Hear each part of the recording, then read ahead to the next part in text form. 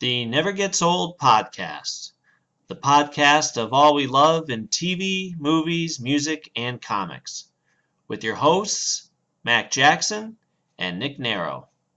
Look for us on YouTube and Facebook.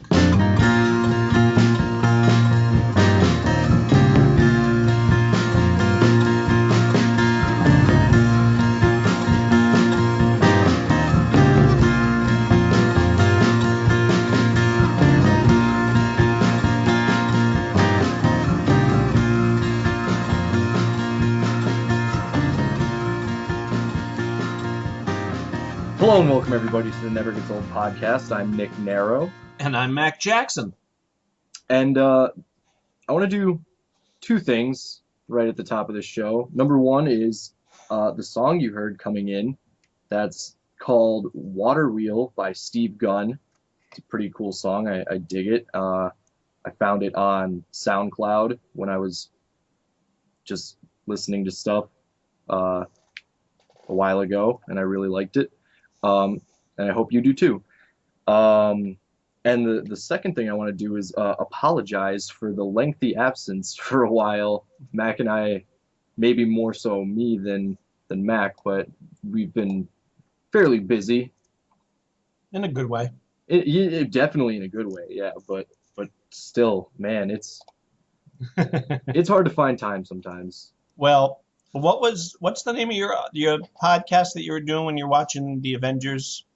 Oh yeah, well it's a YouTube show, not necessarily a podcast, because we talk about what we're watching, and you can actually see what we're watching, and good stuff like that. But it's called Bogus Features. It's the title kind of says it all. We're doing like a commentator track for stuff on Netflix, stuff that's kind of goofy or stuff that is good, one or the other. Near and dear to your heart. Right, like we're doing 3 different shows at the moment. One is Pokemon, which my co-host really likes, but I could take it or leave it. And then we're doing Ninja Turtles: The Next Mutation, which it is horrible. It's a horrible show. But I'm enjoying it because it's the most fun, really, because we get to make fun of it like a lot. And then we're doing Avengers: Earth's Mightiest Heroes, which we both like and is just a good show. But it's that one is probably the least funny, only because how much do you make fun of it? Right. It's fantastic. So it's a bunch of different stuff, and we're gonna do more different shows as we go along and stuff like that. But so far the first episode of The Next Mutation has almost 50 views. It might be more than that now, but I just saw it today because we had 10 or 11 views. Some of our friends watched it and maybe other people randomly on YouTube, but all of a sudden I just looked at it today and I was like, whoa, that's a lot, kind of. I mean, it's not a lot, but it's a lot more than I thought, and out of nowhere, really. Well, you want to know how bad The Next Mutation is? Next Mutation is so bad that my son, who loves the Turtles like we do, he's 5. Now, that show, I've seen some bad shows as a kid that were aimed for 5-year-olds, and when you're 5, you don't really know the difference. Mikey knows the difference. Yeah. Mikey goes, nope. Nope. No, I don't. What is this? This isn't our Turtles. And I'm like, well, pardon me. It's supposed to be like the movie. Yeah, but their mouths aren't moving. I'm like, I know. Well, if you do get a chance, our episodes are anywhere from 20 to 25 minutes long, which could, a lot of successful YouTube shows are 10 minutes long or whatever, but I don't want to split up the episode because the idea is that you're supposed to watch it on Netflix at the same time we are. So if you split up the episode, you have to ask people to stop it and then try to start it where we restart and blah, blah, blah. I don't want to do that. So we just do whatever the episode is, 20 some minutes. And if you have 20 minutes or whatever, and you just want to listen to us complain or make fun of some ridiculous shows, then check us out. I watched the first couple, the Avengers ones. Yeah. And it's the most interesting thing for me is to hear the different dynamic between you and him and you and I. Yeah. Like, I don't tell you to shut the F up. Well, yeah, we have a different kind of friendship. Yeah, I mean, Corey and I have been friends since we were in like 5th grade, I think, and I mean it's almost 20 years that we've known each other, and I mean he is like my second brother. That's really how it is. So I mean, we said that going into it, like, let's just be how we normally are, like how we really, really speak to each other sometimes, and it's all with a loving undertone. We don't mean any of what we say. The other thing that I like about the videos is that, like, I put captions a lot. Love that. I was laughing at the one thing you did where you were like, he's pointing down, and you had put when you changed your name and Nick Fury, and Yeah. And that's funny to me. I mean, even if no one else watches it, but if you put up enough content, eventually people will find it, and then exactly they'll go through the rest of them and watch, and hopefully they'll think that they're funny. Because I laugh myself when I'm editing it, and then when I rewatch it, because I mean, I do, like, with the videos, I do the cold open, which is just like something completely out of context that we were talking about before we actually started the episode, or whenever, like either at the end or at the beginning. And then if there was some sort of joke or whatever, then I throw it on the end of the episode, like after it's officially over. And I love doing that. Like, but I've had to Google some pretty ridiculous stuff to find photos and everything for these episodes. Like, I won't go into too much detail that is like graphic, because this show isn't graphic where the other one is. But I had to, for one of them, it might have been that first Avengers episode, I had to Google Tony Stark's Speedo. I mean, I didn't have to Google it, but I did, to find some funny images. And actually, the end of that first Avengers episode is one of my favorite things that I've done. And I don't even know how to edit. I'm just kind of figuring it out as I go. But it was, I surprised myself, and every time I see it, if I go and watch it or whatever, I laugh so much because it's really, really funny. Yeah, welcome to my world of editing and adding and splicing. What? I mean, the sound is one thing. Sound was no big deal, really. I mean, if I had to do multiple instruments and stuff like that, it might be a little bit different. But just us talking wasn't too bad. But like video and trying to add sound, and like you saw I created the animation sort of thing for the beginning of the episode. If you watched it, where watch it again now. Oh yeah, there's well, I mean, I did. Yes, I did. Yes, I did. I'm sorry. I'm like, wait, that didn't just happen. You had to actually do that. Well, I mean, the thing is, I found stock footage that was free, and then like I put all the stuff together. Really, I didn't like animate a film reel or anything like that. Sure. But I mean, putting it all together and doing the timing and cutting and stuff like that, it took time, and I like how it turned out. Absolutely. So yeah, it's fun. But I really don't want to talk too much about. Yeah, just go on this show. But if you're interested, definitely check it out. Again, it's for a more adult audience. I'll say that. Not that I think we have children listening to this show, but no. if your sense of humor doesn't get a little nuts from time to time, we haven't gotten too crazy, but I'm sure at some point I don't want to catch people off guard. Right. I also want to apologize to anybody that's listening and can hear me chewing. I was wrapping up dinner. My wife got me Applebee's, and she got me wings, which is always nice. Yes.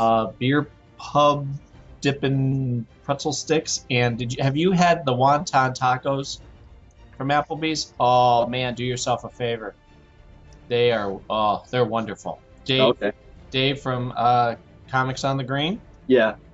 I saw him there. I took Mikey there. We were having a guys' night, and who comes up from behind us? But Dave and his wife, Okay, cool. Tara. And he's like, "Oh, you got the wonton tacos, didn't you?" He's like, "Those are the best." I'm like, "I know. I've had them before. I have to have them every time I come now." I can't really explain them. Just they're fantastic and delicious. Speaking of Dave, did you go to Free Comic Book Day or no? No, I was getting my tooth drilled at the time. Oh man, that stinks. Yeah, I didn't. I would rather have been at Free Comic Book Day. Yeah, I didn't go either. And it, it was it's weird. First of all, I didn't even really look at the list of what there was gonna be. And Mara was working, and she said she looked at the list, but there was nothing she wanted. Otherwise, I would have gone and just got, whatever for her too. But yeah, it was just one of those days where I was like, you know what? I don't need to be there, Well, yeah, and I don't know about you, but I kind of feel like I don't want to take advantage of. Look, I'm getting books anyway. Yeah. I don't need to go and go, ooh, free. Yum, yum, yum, yum. Right. I'd rather drag friends or strangers off the street and go here. Like that's what it's about. It's about getting new faces through the door. Right. So I always felt bad about, unless there was something I really, really wanted a few years ago. They had the Jack O'Neill figures. Right. Darn right, I'm getting that son of a bitch. Yeah. And then, I would get Mikey free books, but he's doing all right. He doesn't know what he's missing, so. Yeah, he's not at that point yet. But I mean, but that's the thing. Like, it would have been good for Mikey if you weren't getting your tooth drilled or something like that. But either way, I mean, yeah, he's got a lot of other stuff. I'm sure you can read or check out or look at. Saturday night, took him to his first hockey game. Oh, cool. Yeah, well, I mean, I enjoy hockey. I'm not a sports follower or anything like that, but it's a spectacle to go and see. And to take Mikey to this thing that he'd never been, the stadium, and there's the lights and the Jumbotron, and he kept yelling at Tux the whole time. So that was fun. The game hadn't even started, and he's already asking, when can we go back? And I'm like, well, all right, success. I got the cheap seats, but the guy, Andrew, was really nice, who I called. He said, you know what, since it's his first game, let's put him right behind the net, up on the higher level. So that way he can see everything. Okay. So we did that. And then afterwards, it was 10 o'clock, and it's late, but he's still up. He didn't fall right to sleep in the car. So I took him to Sonic. We went to Sonic, and I got him a strawberry, we shared a strawberry cheesecake sundae. What do you call it? Milkshake? Yeah. What's the word I'm looking for? Basically, milkshake. Yeah, I forget what they're called. I love them. But yeah. So, and he was thrilled because I let him sit in the front seat while the car was parked. You're like, wow, what's that button do? And what's that for? And how come that's there? Yeah. So we had a good guys' night. But I he'll have plenty of free comic book days in his future. Yeah, I'm sure. He's learning to read, and he's doing really well. So I told him the two things you get to do when you can officially read. One, you can play video games. I'll let you into that world. And two, you could start getting your own comics. Like he'll be able to read my old comics and that type of thing.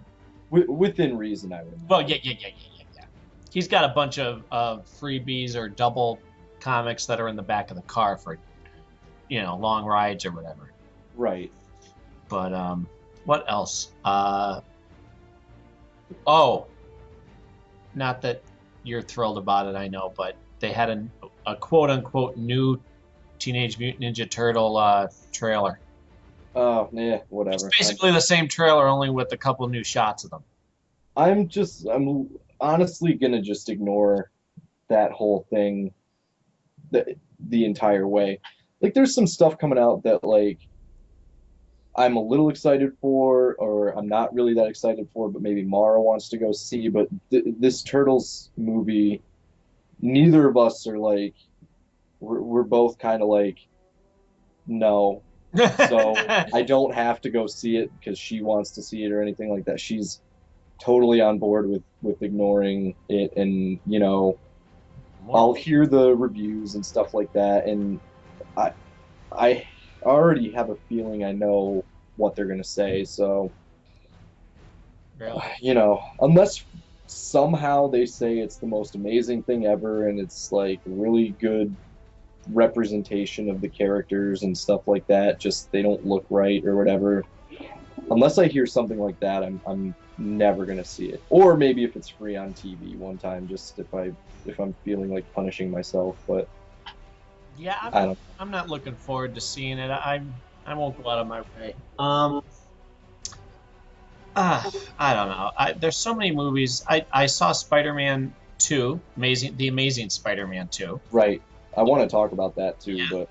but You saw it? Oh yeah, you did see it. I did see it. And okay, well, you know what? I'll let you go first because I was curious. You had some thoughts that I was surprised at. Well, I did a review on the Bogus Features channel, and I thought I was gonna do a really short review of it. Not really a review, more of a critique. Unfortunately, I guess I can go and change the title, but it's more of a critique than a review because I don't talk about everything that happens in the movie at length or anything. Yeah, But the video ended up coming out about it's pretty long. It's like 20 minutes of me talking about this movie, and I didn't mean for it to be that long. And when I went to edit it, I was like, oh crap. But I'll reiterate it here anyway for people who aren't going to jump over and see it. And hopefully it will be much shorter. And let's just say that everybody, if you haven't seen the movie and you want to skip over the next few minutes, go right ahead because we tend to spoil stuff here because we've already seen it. Yeah. So go.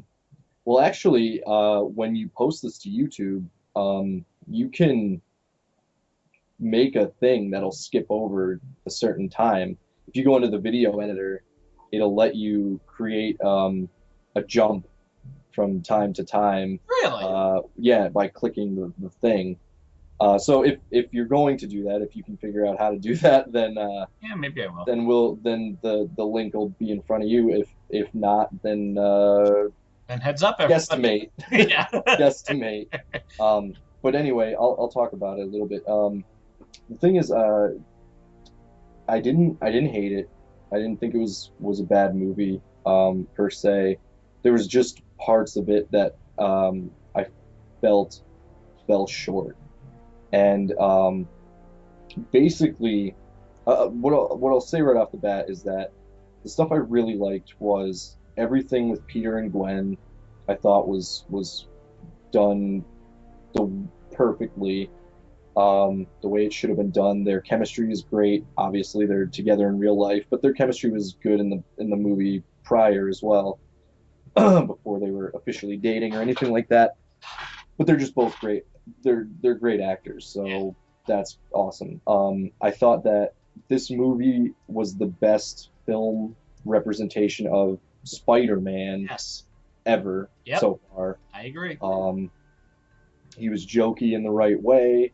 His body language was correct. The costume looked good. The way that he fought was great and moved was great. It was all what I would have hoped for in a Spider-Man movie. The downside that I saw, or that I had when I was watching it, was all of the villain stuff is subpar.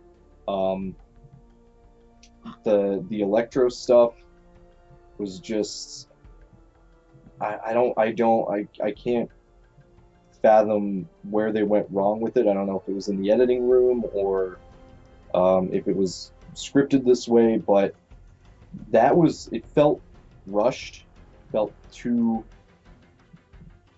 It felt like it moved too fast and without explanation.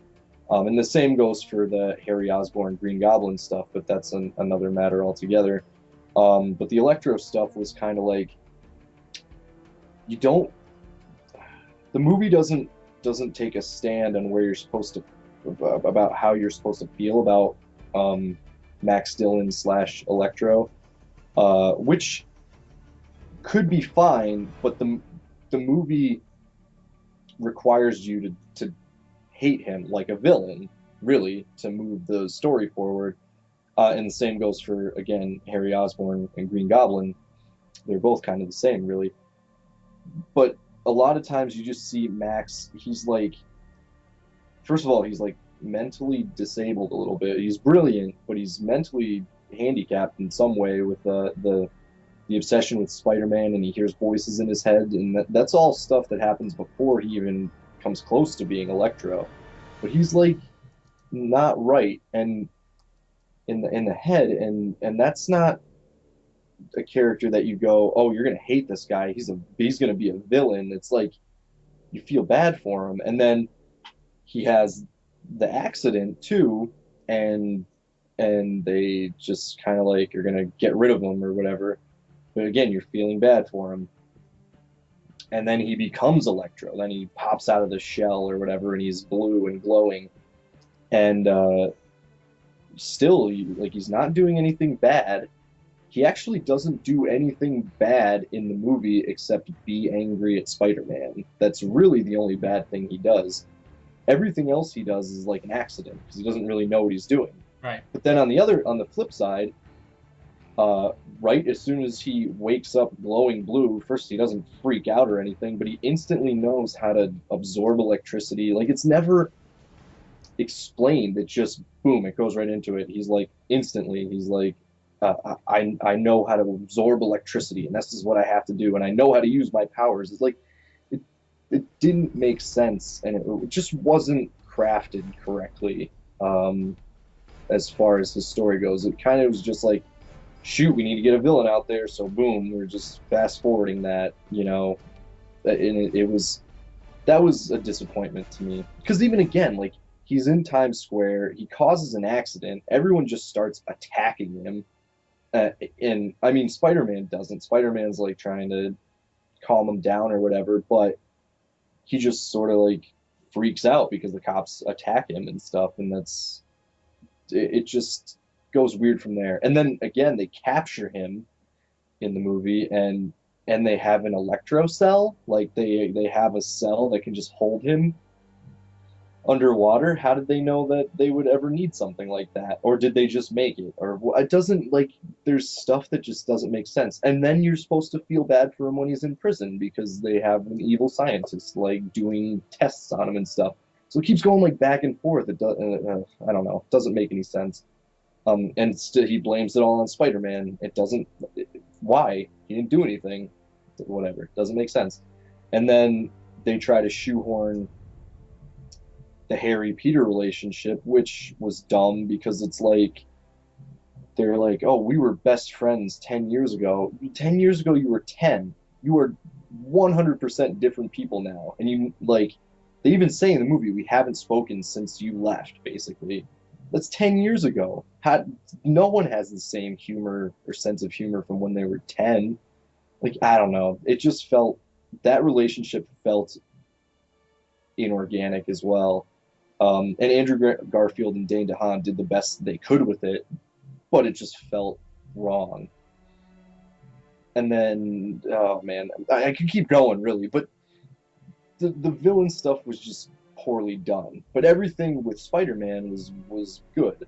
And, you know, at the end of the movie, I just kind of felt like, after I'd thought about it for a while, because I'd thought about it for a long time, the whole movie was basically, it didn't matter what the villains did or anything, because the whole point of the movie was the death of Gwen Stacy. And they were just like, we just need a Green Goblin to be present and kind of be responsible, and this is what you get. And luckily, her death still resonates with the audience emotionally. I feel it still had a really strong impact, but that comes, I feel like, at the right on the shoulders of Emma Stone's performance and how much you like her, and the Peter and Gwen relationship. So like I said, that felt strong, and I'm glad that at least that, despite everything else that I was like, oh man, that just why that still rung heavy with me. But so it's like I hope I hope in going forward that they figure out their pacing and storytelling techniques with villain origins anyway, because the Lizards was great. Like it built a little bit. It didn't just kind of go, well, here he is, boom, Lizard. It was like it was done better, and they just need to. There's a good way to do a multiple villain movie, but this wasn't it. I mean, and it was kind of the fault of Spider-Man 3 as well. It's just like shoehorned villains. Um, and I hope they don't do that going forward. But that was it. I mean, that was my issue with it. But I mean, I would see it again. I'll probably buy it because I really, really do like Andrew Garfield as Spider-Man, and I thought everything else was good. I'd be hoping for a director's cut, because I can only imagine that there's got to be a lot of footage on the editing room floor that builds out and pads out the the Electro storyline and the Harry storyline in a way that helps them both not feel rushed. Right. Um, but I mean, I'm not gonna hold my breath for that. Oh, I don't know. I mean, you got they already took out the Mary Jane thing, so they that True. alone is worth doing a director's cut because I could see the moments when she would have shown. I saw a behind the scenes filming of them first meeting when Mary Jane goes up and knocks on Peter's door looking for him. Okay. You could tell it was when Gwen and he weren't boyfriend girlfriend. Right. And she's like, "Oh, hi, are you a friend of Peter's?" And she's like, "Well, yeah, yeah, at the moment, he." And they're kind of like, having a bit of a standoff, looking at each other. Okay. But yeah, and so I could see in the movie, like, oh, that would have happened right then and there. Yeah. Okay. Well, I'm glad. That's one thing I'm glad they didn't put in because it would have detracted from, again, the really well done Peter Gwen stuff. So I'm glad that was left out. Oh yeah, me too. I could feel it. I'm like, ooh, that would have hurt this whole thing. That was a great call to yank that out of there. Right. Huh. And the thing is, like I said, Dane DeHaan was awesome as Harry Osborn. He's a really good actor. He's the kid from Chronicle that like I've been saying Oh for yeah, that's since right. I saw the movie that I was like he's gonna be huge, and he probably will be. He's also from Montrose apparently, which Really? is not too far away from us. Huh. Um, well, maybe kind of far Awesome. in this northeastern Pennsylvania area. Anyway, but and then Jamie Foxx did great with what he was given. Like I didn't feel like he was hamming it up or anything, or he gave a poor performance, but it was just what they decided to go with, and that's I don't know. I felt it was lacking. Some people don't have as much of an issue with it as I do, but I don't know. I care about Spider-Man so much that I want I wanted this movie to be as good as Captain America 2, or at least fairly close, but it wasn't for me, in my opinion. So, but let's hear how you felt about it. So I loved it. Yeah, I everything that you said about how it was the best Spider-Man out there. I'm watching this. By the way, now looking back at the original trilogy, uh, when you watch the original trilogy, you can actually it kind of looks dated, which Yeah, which is so funny because to watch him swing through the air used to be like, wow, that's so cool, is that great? Now you're like, oh, computer generated, computer generated. that's him. There's computer generate. You know what I mean? Like you could. Yeah, yeah. That's when it was an actor, and when they kind of sped up the film to like have Spider-Man move unnaturally, and like, yeah, this. I saw it in 3D. Did you see it in 3D? No. I normally I regret seeing things in 3D because like the first Captain America, he just threw his shield, and the rest of it was a waste. This right from the beginning, you're like, wow, okay, this was worth it. I told Cindy, she's like, oh yeah, you had to see that in 3D. It's Spider-Man, and yeah, I never felt more wrapped up in that Spider-Man. I remember being a kid and watching Spidey and His Amazing Friends, and that had that sort of like I've never well except for Spectacular Spider-Man the cartoon. Those two cartoons were the best version of him moving and swinging and just quick reflexes. And this movie had the same thing. I'm like, yep, that's fun. He's running up a building. He's throwing himself off. He's spinning himself in the air. He hasn't even thrown a web yet. Right. Just free falling and just enjoying being Spider-Man. And not only that, but they really get you into what it's like to be Spider-Man. Like they showed you his spider sense. When Electro is shooting up Times Square and he starts firing at Spider-Man, it's hitting all the people behind him. It shows his spider sense see that two hands are going to reach out and touch the metal pipe that Electro is electrocuting. And the woman actually is holding a baby. Yeah. And watch him spring backward, shoot his webs, and pull their arms away. I mean, that was excellent. I love that so much. Yeah, I mean, and that's what I mean. Like, there was a lot of it that was done really well. It was just amidst a poorly thought out or edited story See, for those characters anyway. And for me, I didn't see that. I enjoyed. Okay, I'll tell you about because this is what I was thinking about. They had essentially three villains in this whole movie. It starts off with the guy who's going to be Rhino driving the truck. Right. Which was a great scene all by itself. I love that. Yeah, I was actually at the edge of my seat, like, oh no, don't drop the vials of whatever. And you go, no, wait, what? And he's dropping it, and he's juggling them basically, and he's catching it with his foot. You know that, and then he's chasing after him while he's holding the vial, and then whips it up in the air and shoots a web that catches the vial against a telephone pole. Like he actually allowed it to leave his hands. It really gave that sort of, okay, this is what makes Spider-Man special. He's got like obviously heightened senses, but that's how it works. Like wow, and to watch him joke, he didn't joke around to the degree that I was annoyed. I'm like, okay, this is appropriate. He's funny, he's quippy, and then he can be serious when he needs to be.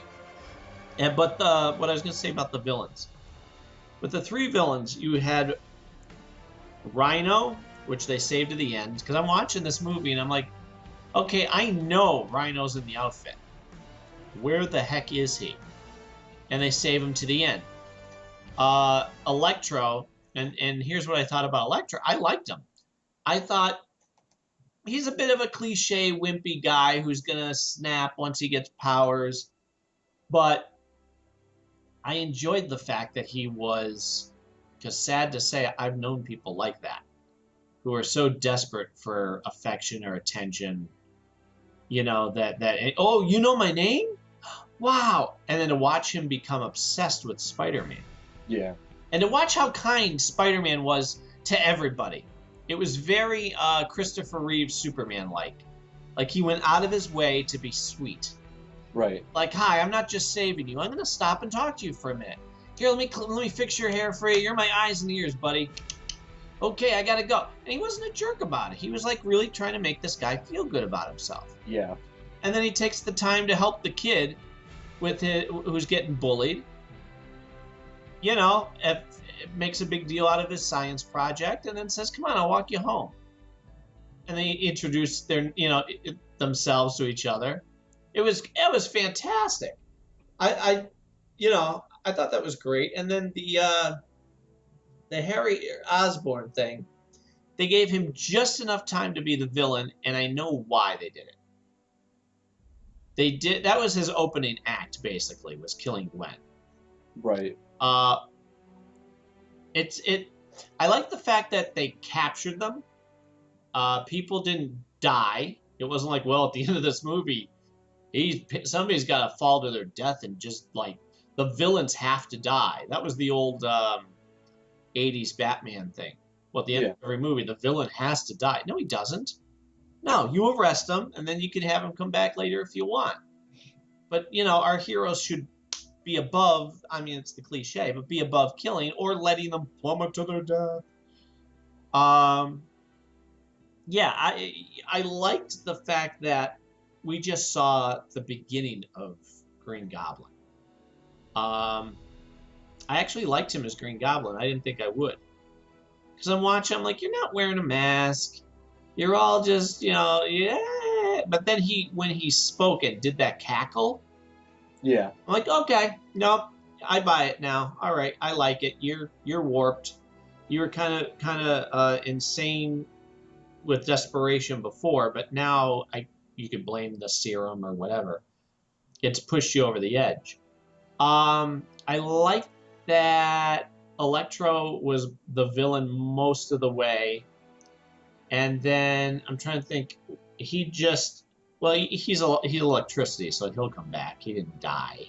Right. He just got dispersed. I enjoyed the whole darn thing. What was the other thing I was going to say? Oh, here's the part I was thinking too that I liked, and this is new. They gave you a full story of Electro. They gave the opening act of Green Goblin, and we just got to see Rhino. So I don't feel like there were too many villains the way they used to do it. Like obviously Spider-Man 3, the franchise killer. Let's just have a whole bunch of villains all at once. Then you don't take the time for the hero, which, like you said, I loved everything with Gwen and Peter. That was, of course, I kind of understand both their sides. He's like, well, I kind of promised your father because, I don't want you to die. And what are you doing here? I can't find my monkey. Her monkey is... Oh, I had it somewhere. Thank you. Table. On the table. Kitchen table. How about that?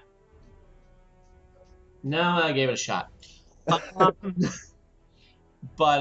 anywho, Everly needs her monkey. She has it because I cleaned her up and put it in a place with stuff.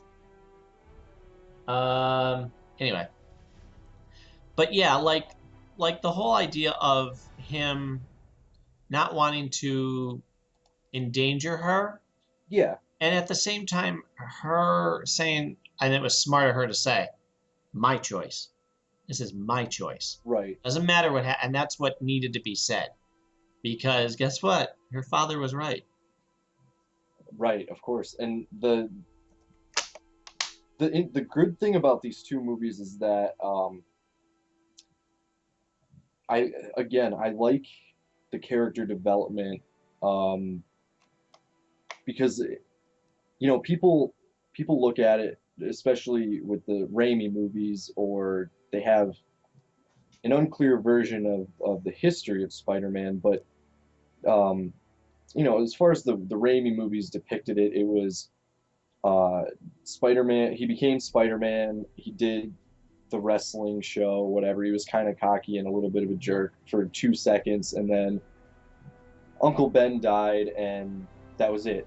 He is a Boy Scout all of a sudden, and it took originally it took a lot longer for him to really become the Spider-Man that he is, and it took the Gwen Stacy death kind of really to make it so. And so I'm glad they did that arc for these two movies, because it really, Uncle Ben's death is very important, and Gwen Stacy's death is also almost just as important in informing Peter's character.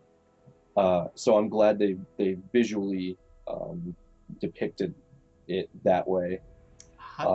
And I guess people could say like whether or not they liked the portrayal, because I know there's some people out there who don't like Andrew Garfield as Peter Parker, but I think he nailed it.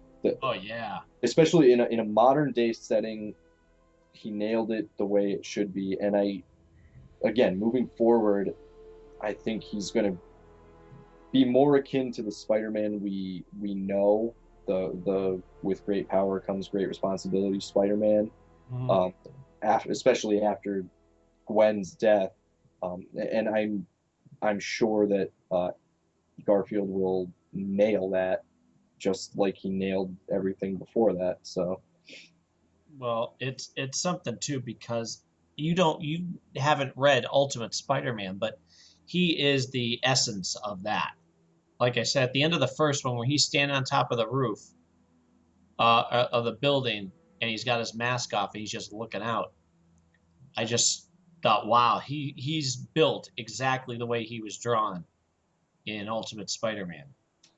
I actually did. I just read the Death of Spider-Man arc on Mara has the Marvel Unlimited or whatever, the subscription, the online thing. Sure. So I read the Death of Spider-Man because that was just one thing that I wanted to read from the Ultimate Universe, just to see, and it was okay. It means more.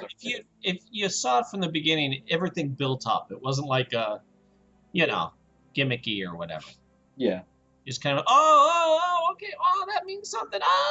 And then you're like, oh, okay, and then wow, I guess that really happened.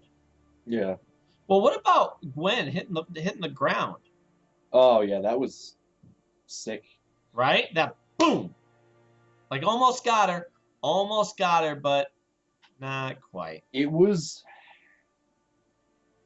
visually and from a film standpoint, that was the right way to do it because in the books it was he grabbed her, but he snapped her neck by grabbing her. It's not like she hit the ground or anything. He Right. he literally killed her, and I think visually that would have been traumatic. I mean, it was already really sad, but that visual, grabbing her and snapping her neck back, that would have been horrifying. But I wondered if they were going to do that. If they, I mean, first of all, I wondered if they were even going to do the death in this movie, but um, obviously they did, and yeah, it was it was the right way to do it. Again, from a visual standpoint. Yeah, I was surprised because I'm watching it and she's falling and falling. I'm like, okay, well, maybe it's a fake out. Maybe it's a fake out. Boom! Oh, nope, nope. That's that. And even though you know it's coming, Yeah, it was still shocking to see. And to hear it was the big thing for me. I'm like that boom. And he's like, okay, okay, wake up now. Wakey wakey. hmm And my buddy Joe, who went with me, he was all torn up. yeah, He said afterwards, he goes, we walk out of there, he's like, well, I'm still not right about that. I'm still in shock. I mean, you're in shock. Have you not read the comics? No, I mean, still to see it. yeah, I love Emma Stone or whatever her name is. yeah. Right, Emma Stone. Wow, why did I feel like I didn't know her name? Um, I love her, and oh, I can't believe my Gwen is gone. I'm like, okay, she wasn't your Gwen, she was Peter's Gwen. And you know what I also love too? The fact that he didn't just go, okay, everything's good now. I'm fine. They showed him at that gravesite every day through the seasons. Right.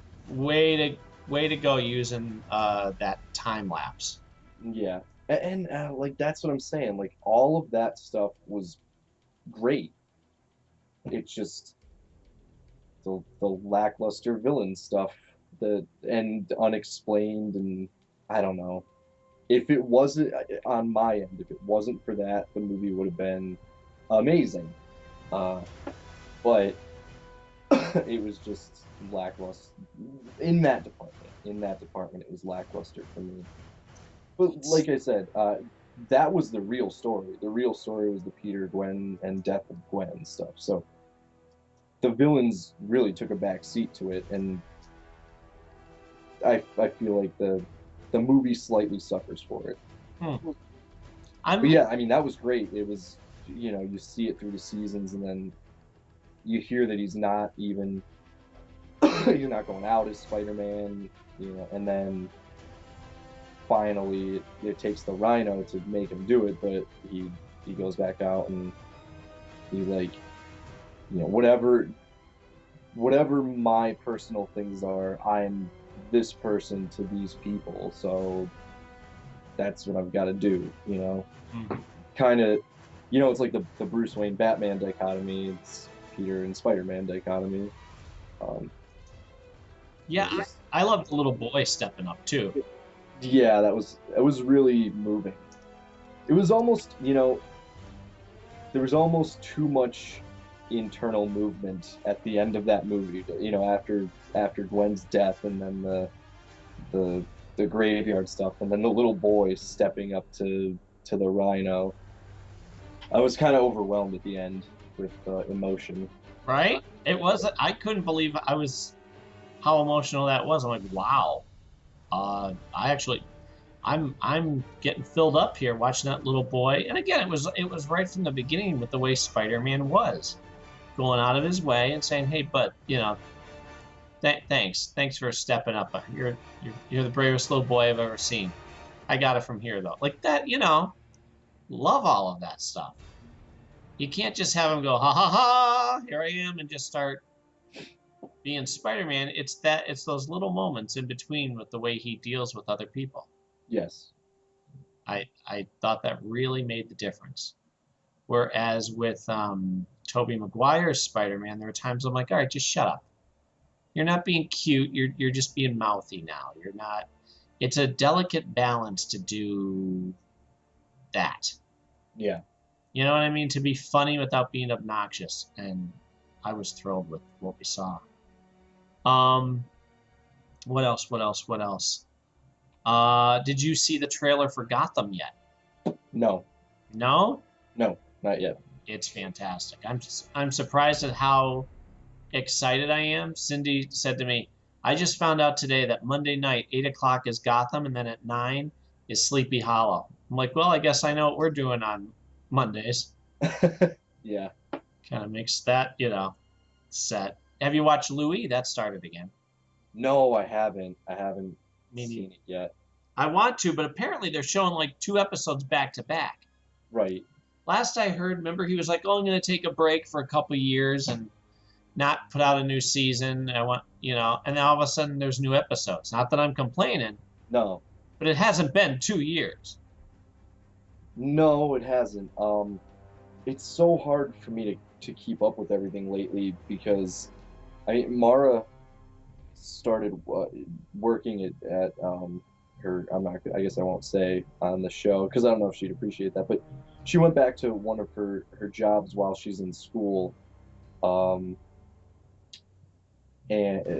just so she can make some money or whatever. So she's working at night now, which gives me free time to do stuff. Right. Then it's almost like I'm filling myself with doing this podcast. I'm recording once a week the bogus features. We just go for like 5 hours and record a bunch of episodes, and then I edit them as I go. Like I started editing one before we started this podcast, and then when we're done with it, I'll be editing until whenever I get done with it tonight. And then I kind of fill my time with all that, and then band practice, which we're writing now. So like in some of my moments where I have time here, I'm working on songs, back and forth, and then we're working like crazy during the day. I'm not getting home even until 5 or later sometimes. And then when Mara does have a day off, we go do stuff. And then again, on the weekends, I'm at her place. So it's like, man, I don't even know when I'm going to fit stuff in. I'm lucky I get to watch Mad Men and Game of Thrones. I've convinced her to come and watch them on Sundays because it's really the only days we have. So I get to see that. But Yeah. uh, I'm yeah, I haven't caught up on Louis. this is the big week of a lot of season finales of stuff, and I'm okay with that. I'm ready to just yeah, do a whole lot of nothing, real soon, or at least watch the other shows that I haven't been able to see, like Louis, uh, a bunch of my Netflix stuff. Thank God I have Netflix. Right. By the way, now that I can watch it through the TV, it's a happy day. It's Got an great. email saying, "Hey, it's they're raising the price by $1 for all new members, but because you've been with us, you don't have to worry about it." Click, click, click, click, click, click. I'm like, yeah, well, good. I'm glad for $7.99 to be able to watch anything I want. Yeah. I still have to get back and watch Breaking Bad. Oh yeah. Yeah. See, there's so much good stuff and there's so little time. I know. So yeah, Miss Louis. I didn't even realize. Like, I knew it was starting, and then I also heard it was like 2 new episodes a week, and I just haven't even gotten a chance because I'm trying to be a creative. I finally understand when you're putting your time into your own stuff, you miss out on the stuff you really enjoy. Um, like I haven't even been able to play video games or anything. I just don't have the time because I don't know. It must just be a getting older thing, but it's like a half hour goes by like nothing. It's here and gone just about. Like we've already been talking for almost like 45 minutes. That's crazy. And like if I were to say, okay, from 5 to 6 I'm gonna edit, and then 6 to 7 I'm gonna play bass, and 7 to 8 I'm gonna play a video game, and then 8 to 9 I'll watch the shows I want to watch, and then it's like if I don't try to do multiple things at once, I won't do anything just about.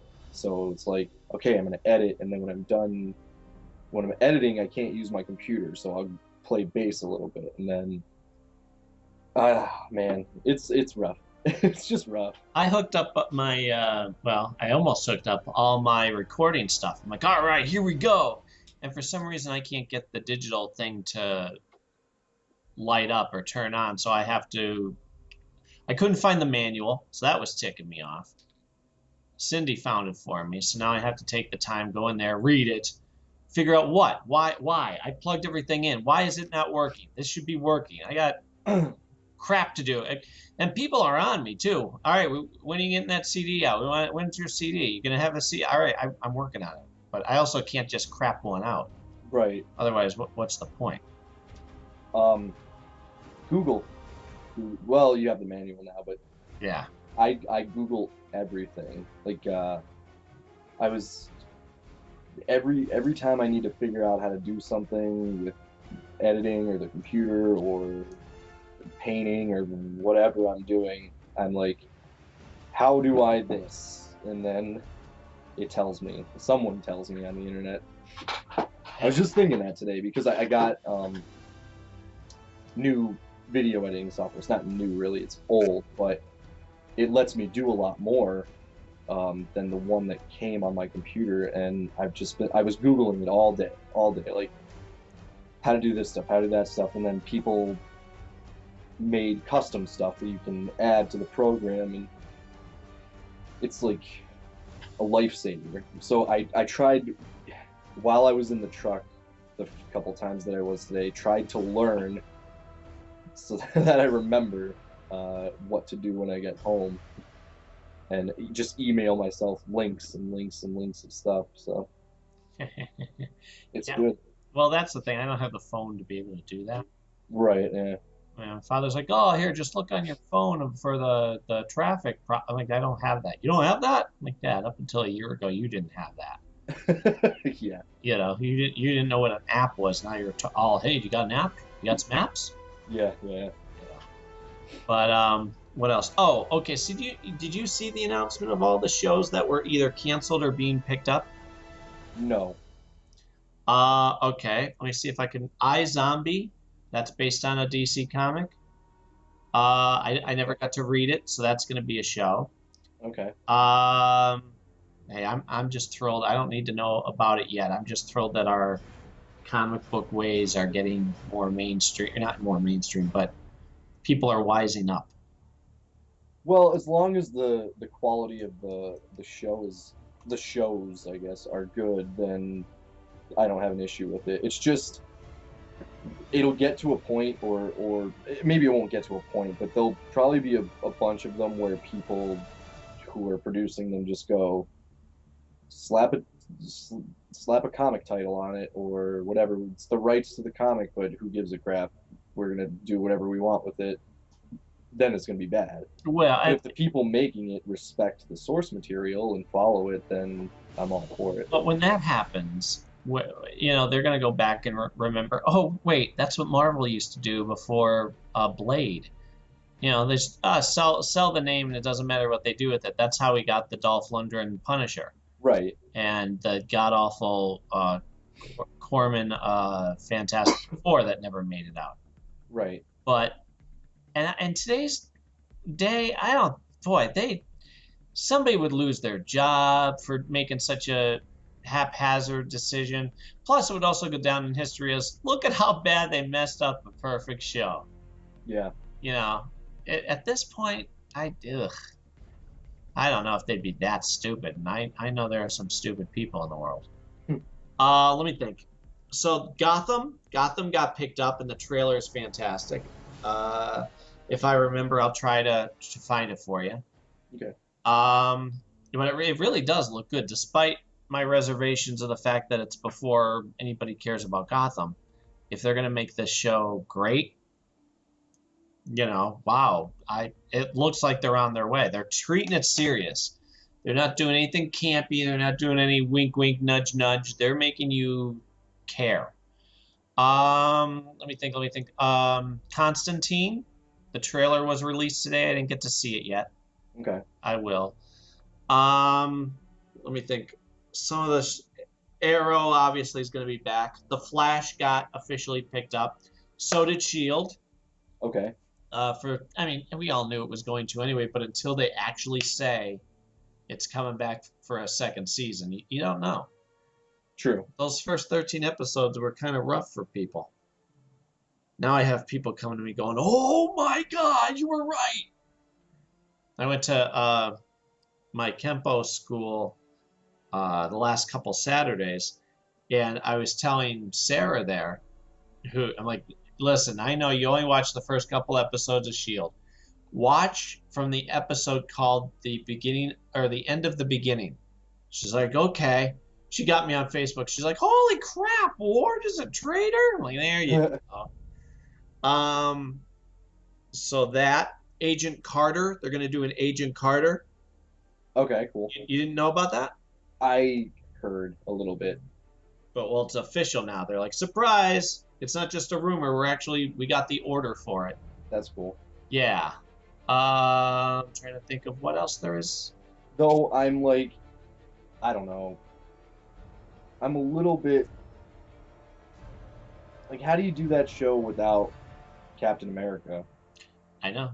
Well, hey, I'm the same way about Gotham. I was the same way about Shield. Well, You the know, thing is, I mean, I could definitely watch a show about young Jim Gordon and the villains' beginnings and things like that without Batman. That's one thing, but like, I've never seen a Sharon Carter comic. The only time I've ever seen her exist in the comics is by Captain America's side, and I just. well, the basic idea is I didn't see the short that she was in. Neither did I. Okay, well, apparently at the end, Howard Stark says, hey, get her. She's going to help me form S.H.I.E.L.D. Oh, wait. Is it? It's not Sharon Carter. It's Peggy Carter. Yes, Peggy Carter. Oh, okay. Never mind then. All right. Okay, never mind. That I was totally thinking something completely different. Yeah. So Well, it's a period piece. I'll be, you know. yeah, no, I'm excited for it now. If it's like, hey, this is the beginning of Shield, Yes. and it's her and maybe Dominic Cooper a little bit as Howard Stark, that'd be cool. Sure. Yeah, I'm down for that. Um, I don't know if it's been officially picked up, but AMC is going to do Thief of Thieves, which is based on a Kirkman book, Okay. which I read a couple issues of and will go back to. Really good from what I read. We know about the Netflix shows already, Right. which oh, I'm so excited. I can't wait until we see some news on that. Yeah. One of my friends posted a link, and again, I think it was maybe it was IGN said it's confirmed the Netflix Marvel shows are part of the Marvel Cinematic Universe, and I was like, yeah, Yeah, why wouldn't they have been? And he's like, oh, it was never confirmed. I'm like, I'm pretty sure they said like when they were gonna do it that yes, this is exactly part of the Like, why would they even bother? exactly. Yeah, what? Oh no, we're gonna make this whole new universe that counters everything we've already been working on for years. Right. They're not gonna do No, no. that. Scalped, which was a book that I've heard good things about, but Yeah. never read. That's gonna be a show on WGN. I don't know if it's been officially picked up. Powers, which we know about, Brian Michael Bendis. I've been reading it from the beginning. They've been working on that show for a long time. Yeah. Well, apparently now it's actually going to happen. So that thank God. Before they were shopping it around, they're like, it's going to happen. Then they started to make the pilot, I guess, and then they're like, oh crap, we got to go back and refilm everything Oh, okay. because I guess the tone wasn't right. Okay. And Preacher is supposed to be on AMC. I haven't read the book. Well, that's like a classic though, right? Like that's Yeah. 90s. It's Garth Ennis, Stephen Dillon. Yeah, I don't know. Oh my God. What? I hate Steve Dillon's art. I I don't. might not be able I was like, oh, maybe I should go read that before the show comes out. I don't know if I'd be able to make it through. His artwork so much. Sorry, Steve, if you ever listen to this show. I don't like your artwork. I think it's bad. um, no, I enjoy it. Depending on what the story is, I've read some stuff. I'm like, nope, nope, this doesn't fit. Like I enjoyed Welcome Back, Frank. That was a good Punisher story. Yeah, and that's the thing. Like, if the story's good, then it's okay to get through. But every face that he draws looks exactly the same. Right. Every single face, every single body type. It's just cut and paste and fill in with symbols, and that's it. Really, that's what. And I don't like the way he draws faces. So it's if every face looked the same and it was good, fine. But I think his faces are weird. um. So yeah, there's that. I think I mentioned everything that was noteworthy. Oh, they're doing Heroes Reborn. They're actually bringing back the show Heroes. Okay. I don't know why. Nobody asked for that. I mean, that first season was good, and then everything after it, that second season killed it beyond recognition. Um, so yeah, I don't know. I'll be curious to see if anything comes from it. You know. hmm Um, I never watched it, so I don't know. first season was so good. That's what I hear. It was so good, and it had such potential after that. But what they did during the second season was go, good, you like superheroes? Everybody has powers, and we're going to fill it with new characters, and old characters aren't going to really know what to do with themselves. And now we wrote ourselves into a hole that they could never get out of. That was the whole shame of the whole darn thing. Like, oh, you can't possibly. And they spent the next season or two trying to fix it. It was too far gone. Great premise, but butchered a good show. But what have you been reading? You know, same old stuff. I knew you were gonna say that. Really, well, the what did I? The only new things I really picked up was well, I've been reading Batman Eternal that came out, and I've liked it so far. It seems like the point of the book is to kind of maybe try to repair the Bat family, which is cool. Um, Is that what you got from that? I didn't. That's not. I thought of it more of a Gotham. Just they should have called it Gotham Eternal because it's not really focusing so much on Batman. It's kind of like everybody else, don't you think? it's equal parts everybody, which is what I like about it. Like, it's almost like Batman's version of the Avengers, which is why I like it, I guess, because you get a little bit of Batman, you get a little bit of the Gotham PD, you get so far we got Batgirl and Red Robin. Nightwing hasn't shown up yet, but I imagine he will. And but I think maybe the what I meant to say was the overall arc of it is going to be bringing the Bat family back together, possibly, um, little by little. And that is what I like about it is the bits and pieces of everybody, as opposed to just Batman or just Nightwing or just Batgirl. Which again, I like those stories as well, but I like team books too, so Right. I like that. I picked up Iron Fist, first two issues of that. What'd you think? Uh, Oh, I only got the first. I only got through the first one so far. it's interesting. I guess I didn't really know too much about Danny Rand, or they're giving him a backstory that they never went into before. I don't know which it is, but it's pretty interesting so far. I'm enjoying it. Because normally Iron Fist is kind of like a kung fu Spider-Man. You know, he's a little bit jokey and like a little bit lighthearted for as serious as his character could be. And this book is pretty heavy in tone, so I'm excited because I like Dana Rand as a character, so I wanted to read it. I'm surprised at how much I just enjoyed the journey of that. Yeah, Right? Like I don't know. There's something about the writing. I'm like, oh, this is gonna be kind of boring. It's kind of dark, and then I start reading. I'm like, ooh, oh, I like where this is. All right, yeah, this is kind of. I want to read more. And then it was over. I'm like, oh, I like, and this is probably no surprise, but I like really well written internal monologue, especially when that helps the character progression. Which is probably why, not probably why, it's exactly why I enjoy Ed Brubaker's Cap stuff and Winter Soldier stuff, wow. um, because a lot of that stuff was internal.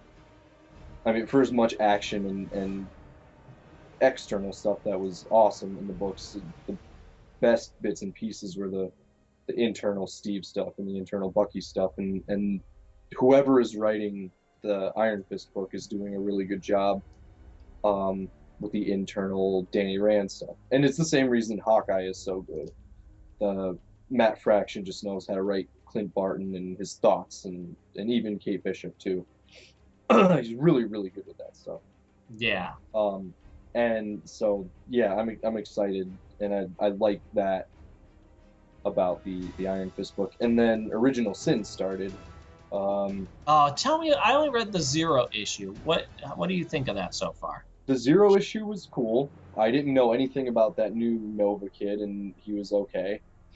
And then the first issue was good. It's Jason Aaron, and I like his writing. He wrote Wolverine for a while, and he wrote the later half of Winter Soldier uh, before it was canceled.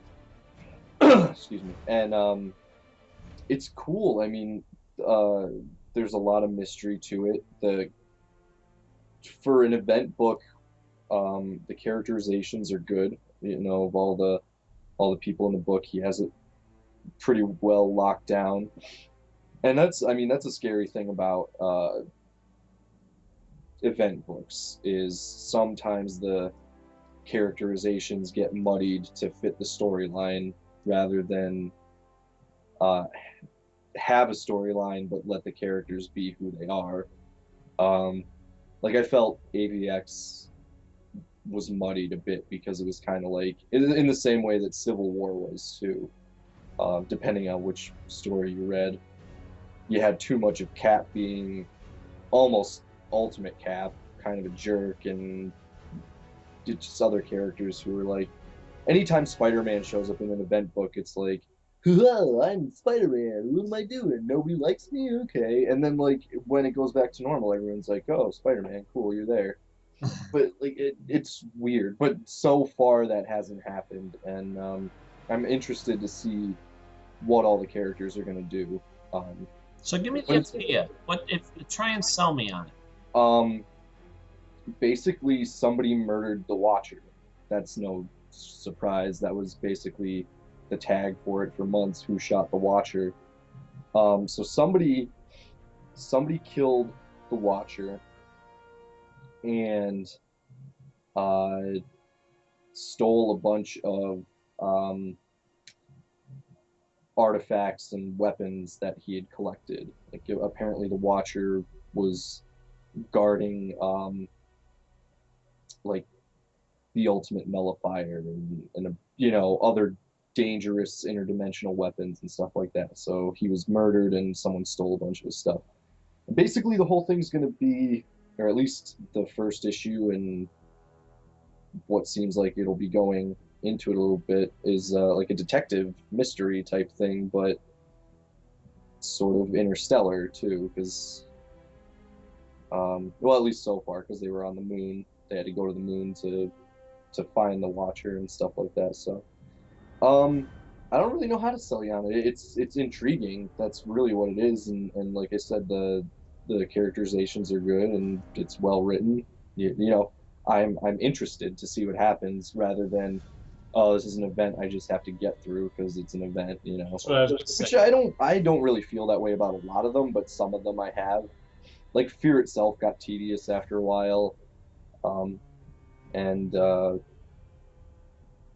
don't know what was the last.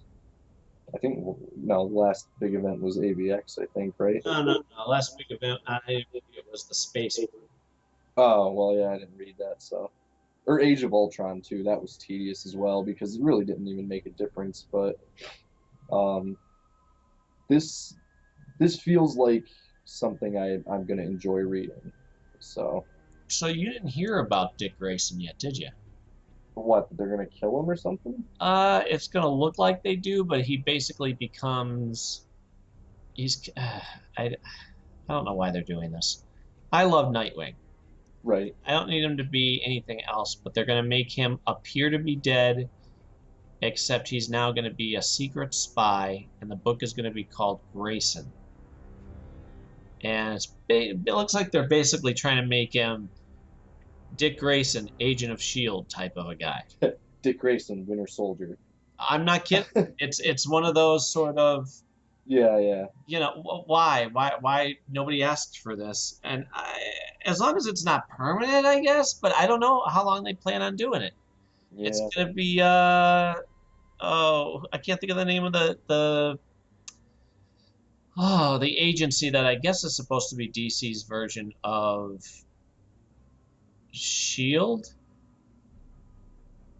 I I don't know, I but don't have him know. all. He's all in like spy gear, and Spiral is the name of the spy agency, which I don't even know of. It came out of Batman Incorporated, which it was Grant Morrison's thing. So God knows if that makes any sense. Probably not. But yeah, they're gonna make him be. Wait, let me see. Uh, He's doing something that's going to cause pain to his friends and family, but he believes in the cause. That tension between having to do something good and the cost of it being pain to his family, it drives him a little crazy. That's what the writer, I guess, is saying. Okay. But yeah, they didn't even finish up Fear itself yet, so I don't know why they're sitting on their heels on that. Right? We still have another issue to go. Yeah, yeah. Whenever that comes out, but I don't know. I'll probably drop it then after the last. I'm not going to read that. But Because, oh yeah, the Nightwing they're gonna quote unquote cancel it so they can do this new show right. or show. New book. If you read it and say it's good, okay, but I'm probably just going to drop it then. Right. Yeah. Let me read it first, and I'll give you my honest opinion. I'm gonna read it just because I love Dick Grayson and it's the Bat family, and Yeah, I mean, I do too, but yeah, Spiral is, I don't know. I don't. Sounds dumb. Like, sounds like they're trying to cash in on something they have I agree. no idea what to do with. Are you reading Future's End? No. No, I have it. I just haven't read it yet. I'm hoping it's good. I've been picking up Black Widow for Mara, which is pretty good. And then Harley Quinn for her as well. And that's kind of like Deadpool with Harley Quinn. So, like, it's goofy, it's harmless, I think. Yeah, I can't. I mean, she likes Harley Quinn a lot, so I got it for her. Me too. Get it. Ever since they did the new 52, where they took away the gray costume and just made her a white-faced tramp. You know, it's very much like the video game. Yeah, she looks like the Arkham version of her. Yeah. By the way, did you see the trailer for the new animated movies coming out? No. There's Batman with Damien. That's coming out Right. this month. Batman and Son, I think is what it's called. Yeah, Son of Batman or something. Something like that. Son of Bat, maybe. Yeah. But anyway, it's part of it's the same Batman from the Justice League War. They're trying to have all those connect. Okay. But then there's going to be one that's based on the Batman Arkham video games, where it's the Suicide Squad essentially. Okay. It's not taken from the game, by the way. They may be using it in that universe, but it's its own story, and it's mostly focusing on Deadshot, Captain Boomerang, Harley Quinn, and they have to break into Arkham to, I don't know, either kill the Joker or something, or get something out of there. And they have Harley because she's already been in Arkham, whereas the others have only been in Blackgate. Okay. And I guess Batman eventually jumps in and, has to help/stop them. Okay. The trailer looked cool, but it's going to be a Batman animated movie, so I'm already in. I can't really see it. Huh? I said, let me know how it is. Yeah. I know the Damien one, Son of Batman or whatever, that looks cool. I've seen some behind-the-scenes stuff with that. That's fun. Have you been reading Daredevil still? Yeah. I love that so much. Yeah, it's good. I was thinking about it, and I'm like, you know what? I really love the lighthearted, quippy, having fun, enjoying himself, as opposed to the angsty cliche that it's become. Yeah. You know what I mean? Ever since Frank Miller, which was great, and I loved every single writer. Well, for the most part, except for some time in the '90s when he had that black and red, god awful armor outfit. You ever see that armor outfit? Yeah, I actually like that outfit. Not for all the time, but it's kind of like I like the armored spider outfit, the one that was black with the silver. Yeah. I had the toy of that too. Yeah, me too. They only used it for like one issue, and that was it. It got destroyed. But I used it for a lot of adventures, so. Yep. But yeah, I mean, I like all of Daredevil's outfits really. I like the yellow. I like the I like the armor version. But I mean, obviously, I like the classic. Well, the red version anyway. The most. Sure. I'll be curious to see if they mess with the design for the TV show. I hope not. I can't foresee them. Even if they do something that's not like spandex, obviously, they'll do something that works and looks good. I mean, every costume that they've done for everybody so far, I thought turned out really well, um, on screen. So in motion, um, even the Hawkeye outfit, I liked. So, Yeah, me too. and obviously they've done Cap really well, so that's got to be good. Um, unless they make Daredevil maskless or something like that, then Ugh. they're gonna have an issue with it. You know what's nice though? I have faith in Marvel. Yeah, The fact that after all this time, I'm not worried about how Daredevil is going to look. I'm sure he's going to be, in the red outfit and the mask and all that cool stuff. That's why would they mess with that? Especially when they've taken such great lengths to get all of their other stuff right. yeah. I mean, I didn't really have a problem with the Ben Affleck movie outfit. No, I mean, other than the fact it was like red leather, but sure. it maybe like that same sort of design, but maybe a different material. I mean, I don't really know how you could go much different than that, really, but I guess we'll find out. Well, you know what? The only thing I ever had a problem with that outfit at all was the fact that they put the zipper right down the middle Yeah, and they put the little tiny DD up on his bicep.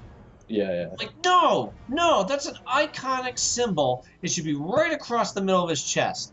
Ooh, Right. which, by the way, speaking of Daredevil, I got the new cool Daredevil T-shirt that came out. Basically, it looks like the shadow and the muscles. Yeah. Have you seen it? Hmm. Because it's not just the cliche six pack. It looks like wrinkled material the way he would be. Like the other costume shirts that they've been making lately. Right, but all those always end up with the muscles. They show you the chest and the six pack. This isn't that. This looks like it's got a strong body, but not like muscles gonna pop out of the shirt type of thing. Right. Okay. And I thought when I saw it, I'm like, man, I'm trying to not buy more T-shirts, but Yeah. holy crap, how do I not get this? I also want to get the they have a cool red Daredevil baseball hat. Except it's like $30. Yeah. And I'm doing that right now. A friend of mine from work went to Disney World, Okay. and you could tell they don't have kids because they like did everything. They stayed at the hotel on the premises. Hmm. If you stay there at night, you can go out after everybody else leaves, and Yes. the park is all yours. I'm like, oh, come on. How do you not love that? I would have so much fun. Yes. Yeah. Well, It's a good time. she got me my indie shirt. Okay, cool. Which one was it? The classic movie poster. Oh, okay. They had that or the white one with the Fortune and Glory. Yeah, okay. And I'm like, it's white. I can't, our conversation on T-shirts. Can't do the white, Yeah, I mean, I wear white t-shirts for like, I don't know, if they're gonna go under something or Sure. I'm just at home. I very rarely wear them out. Unless it's brand new. I'll wear it once out, but Well, I've learned the trick is to have the long shirt underneath it and then just wear you're right. Yeah, Once or it that. catches the sweat, I'm okay. Yeah. um, But I'm really hoping that they do more indie stuff because it was pretty, like I said in whatever podcast it was that we did right after I came back from Disney, it was fairly lackluster, the indie assortment of products when I was there, and it's probably been that way for a little while now. But I think once the ball is back in motion for Indy 5, then they'll have a lot more stuff at the parks for a while. yeah. Hey, Because when I went there right after Crystal Skull, it was like bursting with Indiana Jones merchandise. I almost couldn't even bring it all home. well, just the toys alone, I'd be like, ooh, I want, gimme. Yeah. One what did you think of the Star Wars picture that they released of the whole cast sitting around? The people that I know that are in it, I'm really excited about. And I mean, if they hired people like that I know are good, then the other people that I'm unaware of are probably pretty good as well.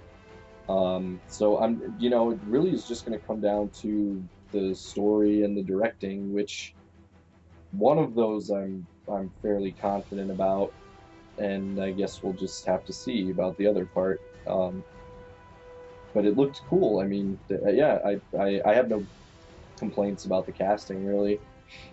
Yeah, I read where they said uh, Han Solo has a big part in this. Probably. Like, and you got Harrison Ford to come back for this when he was done with the character. So I think you better make it worth his while. He'll probably die. Oh, don't say that. Can you imagine? I'll only come back if you kill me. Done. Oh. That's what I mean. That's what Bill Murray said about Ghostbusters, but I wouldn't be surprised. I honestly would not be surprised if that's what happens if this movie is like the death of Han Solo. But I think he's signed for 3 films, so I guess they probably won't kill him unless that was just a swerve and it's like whatever. But maybe he'll die at the end of the trilogy even. But yeah, I mean I'm excited for it, and I think he, for so long he just hated the character because he probably despised the rabid Star Wars fans, which, hell, I even despise some of the rabid Star Wars fans, and I'm one of them, kinda. But when he said like there's nothing for the character to do, I think that was false. I'm sure I've said it before too, but there's Han Solo is like one of the most layered characters. Once Luke becomes a Jedi, he's just going to be, unless he goes to the dark side at all or whatever, he's just pretty one note. Because he's a Jedi, and Leia can have some development, but Han had the most, or just as much as Luke over the original trilogy. So I read where they have like a edited scenes from the first Star Wars, like the cantina scene where I guess he's making out with some alien chick. I don't know if you've ever heard about that. No. Yeah, it's like really hard to find. Okay. It was in Entertainment Weekly as like the holy grail of things that people are always looking for, and one of them is the Star Wars Christmas special. That's on YouTube. Right, which they said. Yeah. They also said about like Star Wars, the whole scene where they're in the bar and there's a part where he's making out with some girl and blue skinned or whatever she is. Mm-hmm. But yeah, I'm just glad there's progress being made. I'll be thrilled when they do mention the next Indiana Jones. Right. I mean, what the heck are they waiting for? Oh, well, Star Wars to die down. They have to film Star Wars before they do that. But yeah. Well, they just posted today. It's just a tease, but the back of the Batmobile. Okay. For the movie.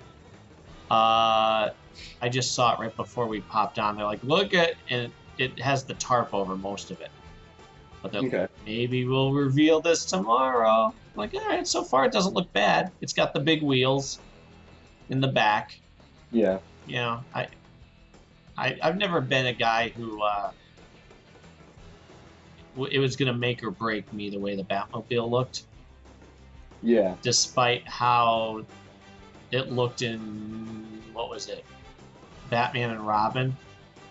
Yeah. With the glowing, it was a 1-seat car, and the engine glowed from underneath the hood. I'm like, oh God, now I'm actually angry.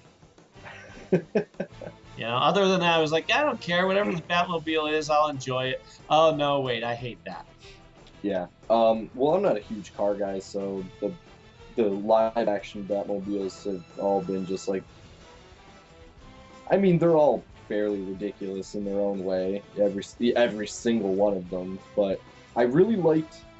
I mean, I love the animated series Batmobile, really. I think that one is the sleekest and nicest Batmobile. The first one? Because they did two.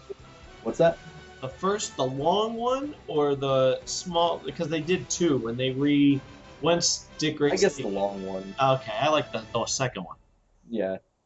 Well, I mean, again, the Batmobiles, like from the Tim Burton one, all the film ones, really, and the even the animated one. I mean, they don't really make a whole lot of sense. They're not like tactical vehicles at all. They're just cool looking cars, even in the comics too. I But love the Tumbler. That I thought, okay, that's kind of. that's the one that made the most sense. But aesthetically, I'm just like, nah.